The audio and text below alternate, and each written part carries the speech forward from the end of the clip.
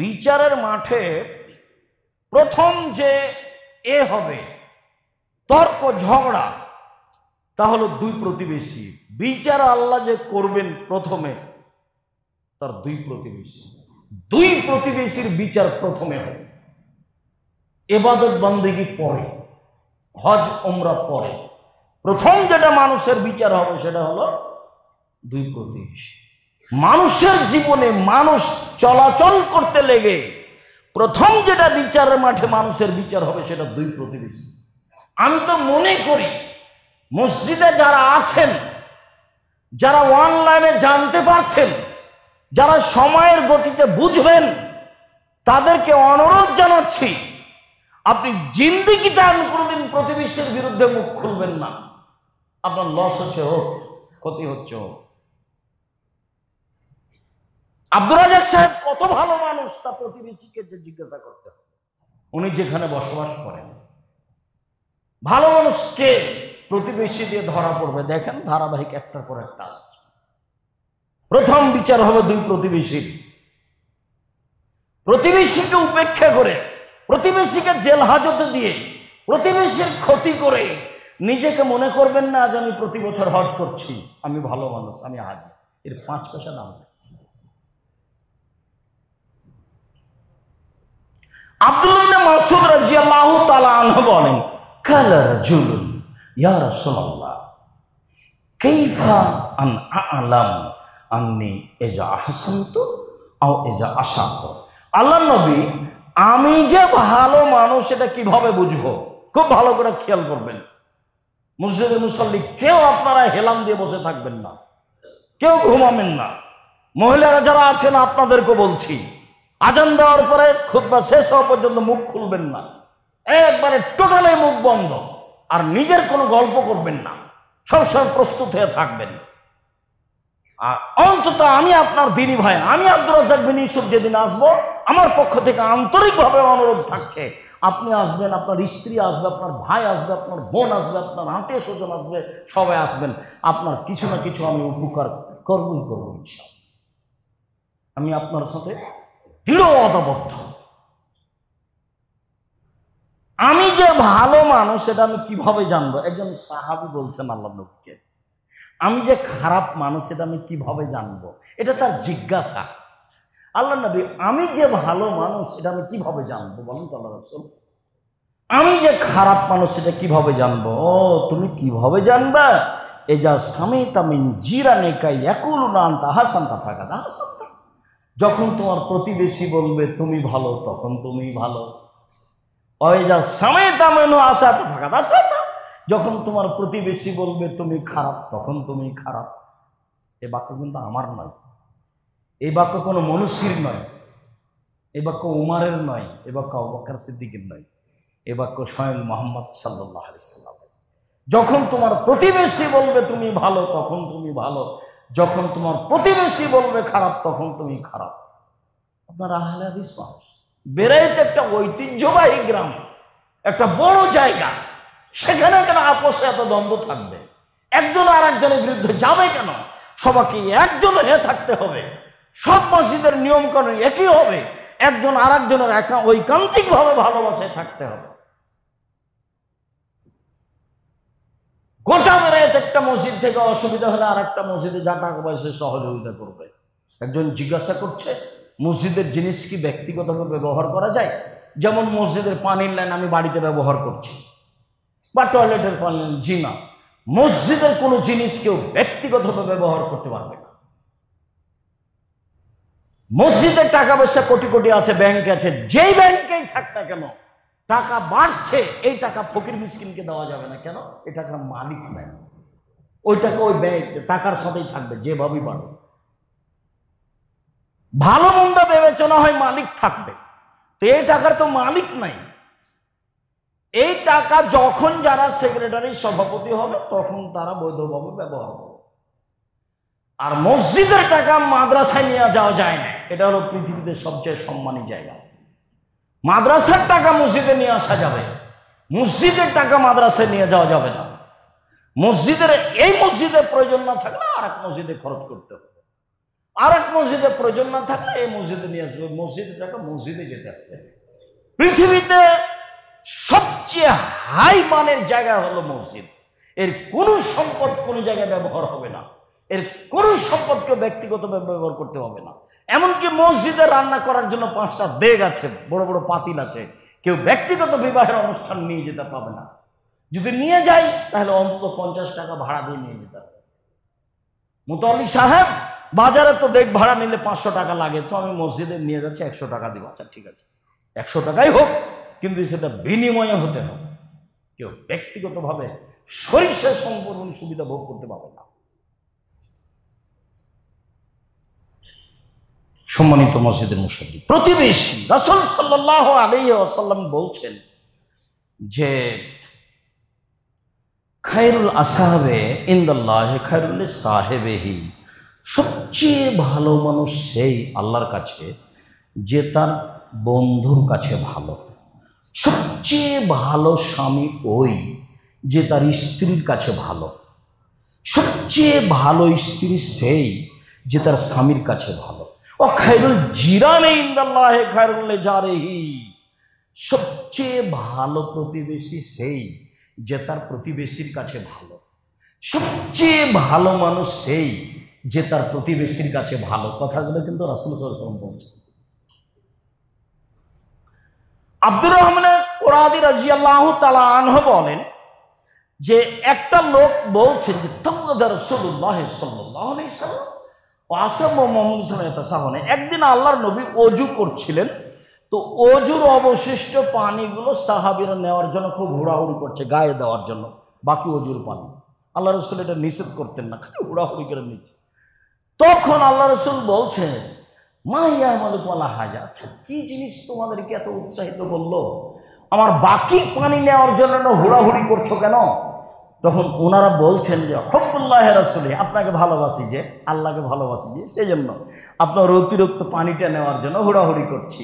তখন আল্লাহ রাসূল বলছেন, শোনো, মান সাররাহু ইউহিব্বুল্লাহু ওয়া রাসূলুহু, যে চায় আল্লাহকে ভালোবাসতে, যে চায় রাসূলকে ভালোবাসতে, যে চায় আল্লাহ তাকে ভালোবাসুক, যে চায় রাসূল তাকে ভালোবাসুক, ফালিয়াতাসাদ্দাক হাদিসাহু ইজা সাদ্দাকা, তাহলে সেই জন্য সত্য কথা বলে।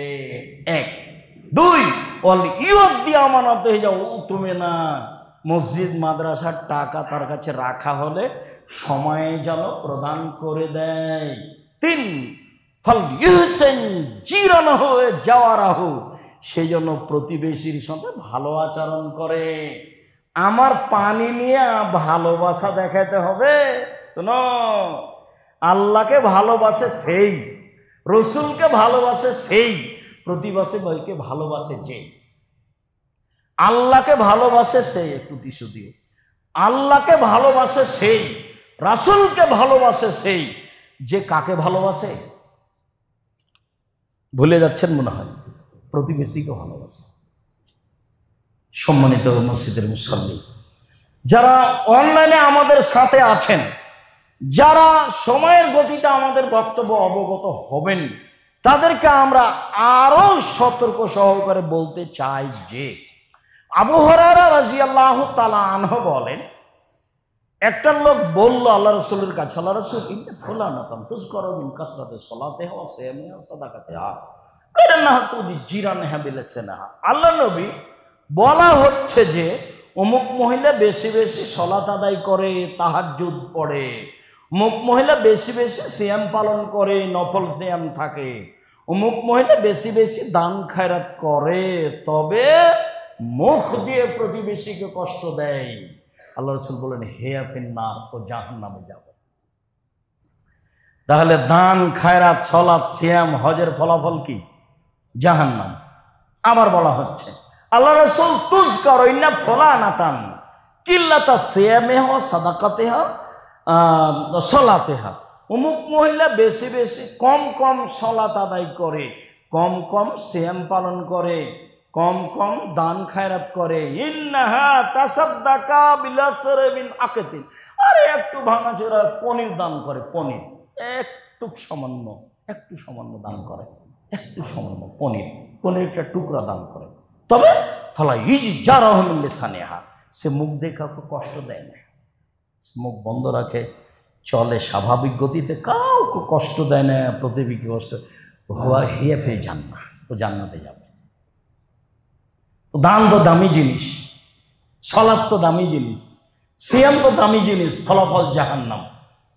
কম দেওয়া তো ভালো হলো না, একেবারেই কম দেয়। কম দেওয়া বলতে বলতে একটা পনিরের টুকরা দেয়, এত বড়খান কিছু দেয়, তো মুখে কাউকে কষ্ট দেয় না, ফলাফল জান্নাত। প্রতিবেশীর সাথে ভালো আচরণ করতে না পারলে জাহান্নাম হবে, এ কথাই ঠিক।